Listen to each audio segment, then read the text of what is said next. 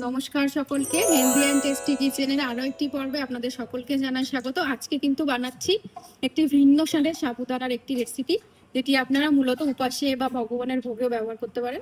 ঘিয়ের মধ্যে প্রথমে আমি ড্রাই ফ্রুটসগুলিকে ভেজে নেব।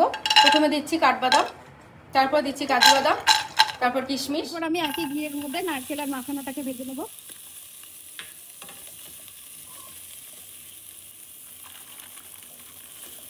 ড্রাই ফ্রুটসগুলি ভেজে তুলে রাখার পর তেলের মধ্যে আমি আদা, জিরা, কারি পাতা দিয়েছি ফোড়নে। এগুলো একটু ভাজা ভাজা হয়ে গেলে আমি আলুটা দিয়ে দিচ্ছি।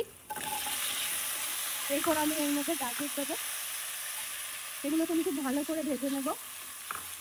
এর সাথে আমি কাঁচা লঙ্কা দিয়ে দিচ্ছি। আলু আর গাজরটাকে আমি ভালো করে ভেজে নিয়েছি। এখন আমি এর মধ্যে সন্দক লবণ দিয়ে দিচ্ছি। এরপর আমি আগের থেকে ভিজিয়ে রাখা সাবুটা অ্যাড করছি।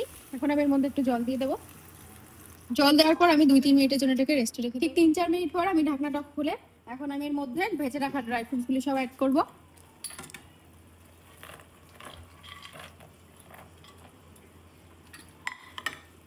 আমি বাদামটাকে আগেই শুকনো খোলায় ভেজে রেখেছিলাম। এরপর আমি দেবো সামান্য পরিমাণে খেজুর। এখন আমি আবার 2-3 মিনিটের জন্য এটাকে রেস্টে রেখে দেবো, হাই ফ্লেমে রেস্টে রাখবো। এখন আমি এর মধ্যে একটু স্বাদ মতো চিনি দিয়ে দেবো।